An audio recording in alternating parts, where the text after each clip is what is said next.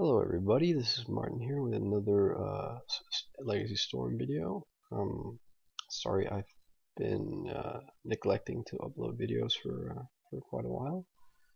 I am playing Ad Nauseam Tendrils in a daily event today on Moto.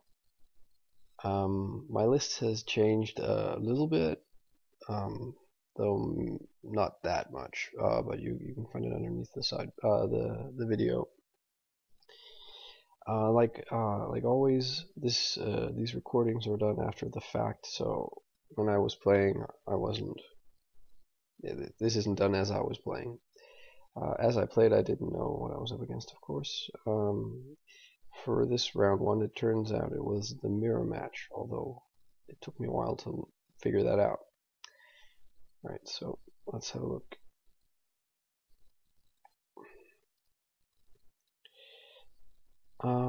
I lost the die roll, and I get this hand, and in the blind, this is a fine hand. And my opponent actually mulligans down to 4. So, tough breaks for my opponent. And when someone mulls to 4, I just automatically suspect dredge, but that obviously wasn't the case with a Delta. Into Underground Sea and a Cabal Therapy. So, I'm thinking right now this could either be the mirror match, or it could be the new Grixis, one of the new Grixis Young Pyromancer decks. And my opponent names Brainstorm and unfortunately hits, although it doesn't.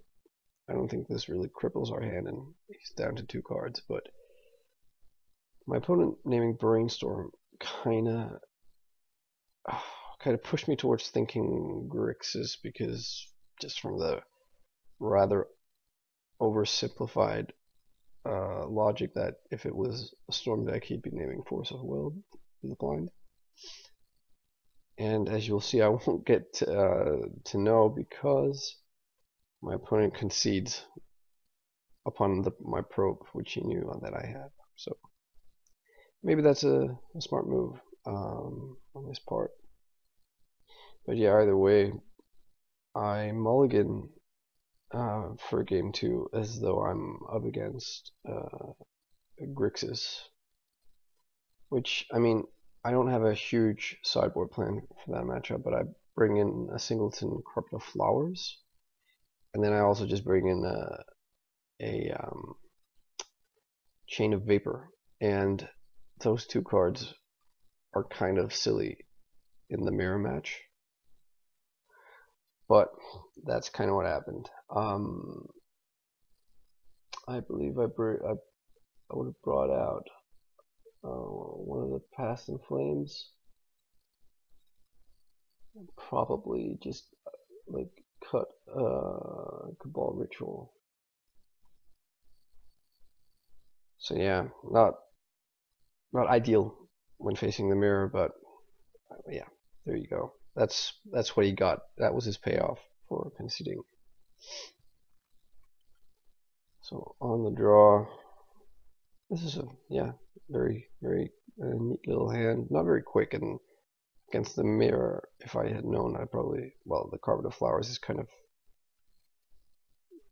I guess it's not even that bad in the mirror. It's just not really, yeah.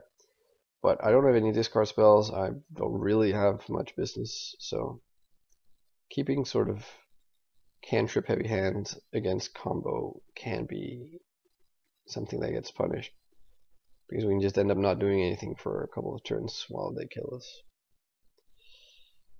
But in either case, I don't think I would throw this hand away, even if I knew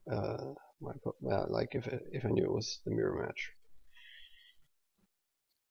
So he goes Delta pass. Okay. I could pass here and leave up Brainstorm in case I get hit by discard. But I kind of want to get going, and he didn't discard on turn 1, so I think he would have to draw into it. And this is, yeah, this is great. Because I can brainstorm and fetch, and get rid of the tendrils and like whatever I draw into. I kind of want all these three. And probe lets me get one card deeper with the brainstorm. So I think I probably want to draw the probe and leave the petal.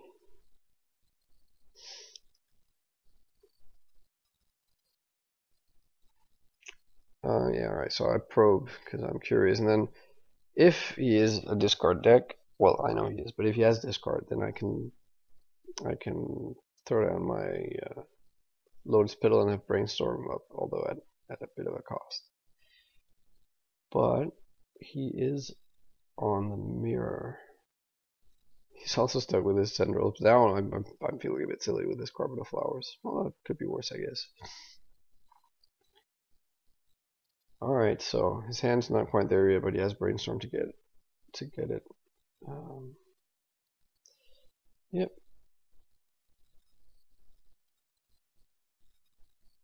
I play out my mana stones just to not get them discarded and have something to have a chance to brainstorm if I feel like I need to.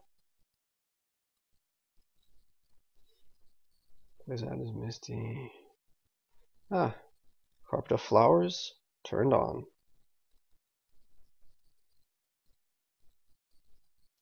Yeah, he brainstorms. He just passes the turn.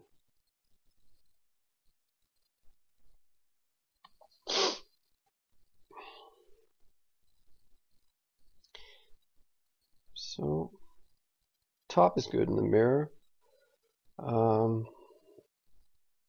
Yeah, I actually think I'm going to keep the carpet because it's going to be handy for going off maybe one turn sooner than I will otherwise be able to. And I think like I'm going to put back the tendrils and then probably a land because the carpet is going to act like lands, but it's just going to be like more mana and like rainbow. Like I can choose the colors from turn to turn. So I'm going to do that. Then, oops. I have a sneaky peek at what he's drawn. I think with the brainstorm. Oh, and then he has a Flusterstorm. Yeah, I've up until recently been running Flusterstorms as well. I'm not doing that at the moment. Basically, he is a Lion's Eye Diamond away from. Well, yeah. I think with the Lion's Eye Diamond, depending on his list, he will get to Ad Nauseam. And he also has the Flusterstorm for me to play around, but I have top soon. Alright.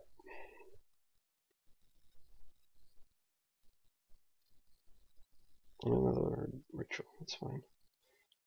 So I want to play the top, and then I want to play the carpet and go move to my next main phase to trigger it, and then spin the top. This leaves me insanely vulnerable to him hitting like a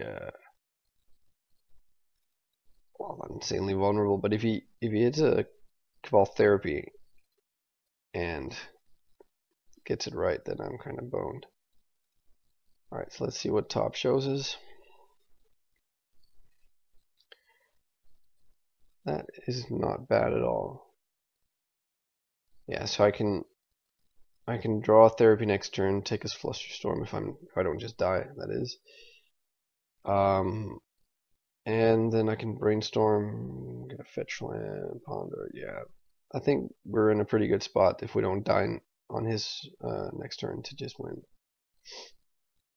Let's see. So he cracks his fetch. And ponders. Well, so the ponder wasn't a diamond, but gives him some looks towards finding it. He probes me.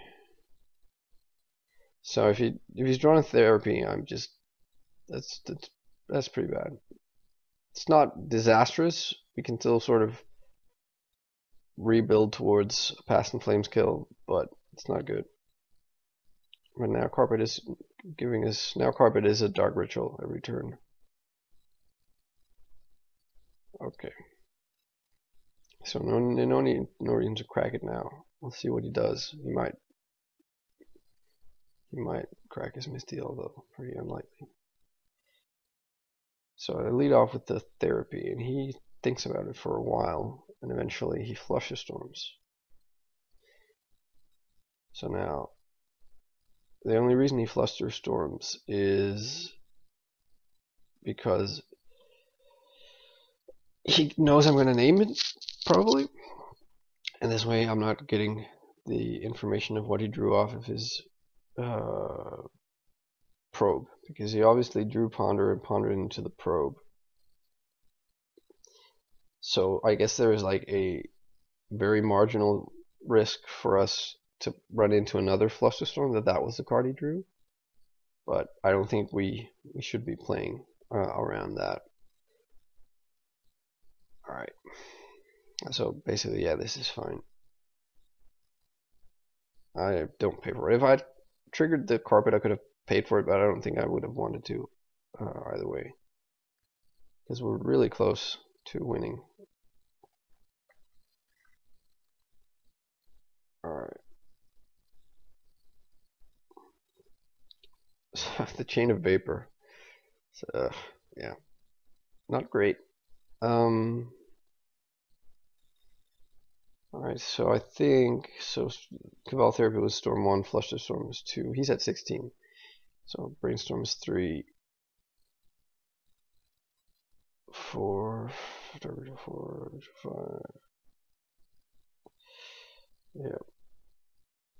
Well, we don't have any business yet anyway, so what I do here is I want to ponder. I don't want the chain, obviously, but I want to look at fresh cards. So I'm going to put back one ritual because we're actually, we got the Carpet. Winning tech against Storm. Who knew?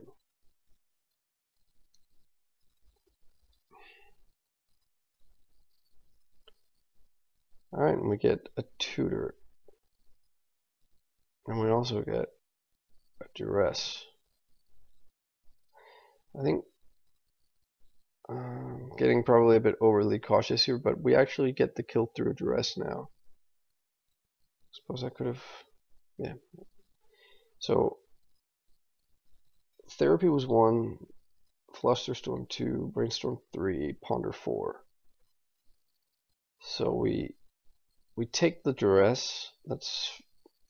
We move on to the next main phase. We get 2 black from our Carpet. We draw with the top. I guess we don't draw yet, doesn't really matter. But we use 1 black to Duress, that's 6. The Dark Ritual is 7. Right, is my count off? So hang on. Therapy 1, Fluster 2, Brainstorm 4, Ponder 5, Duress 6.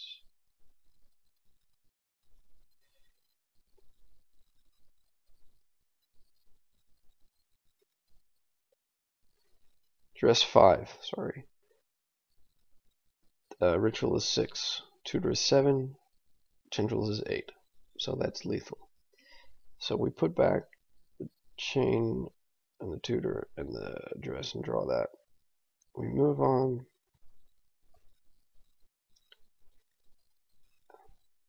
This is nice. This allows us to win through another Flusterstorm. Which is handy. So trigger it for black. And Duress. What you got? He drew the Past in Flames, which is nice for him and makes his hand sort of redundant in terms of discard. And he actually, I think he's ready next turn.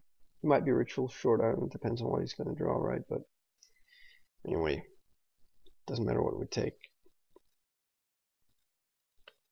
Alright, so we ritual. And then we draw with the top after cracking the LED. And we tutor for Tendrils. And Storm 7. And he's at 16. So, X-axes, as we say.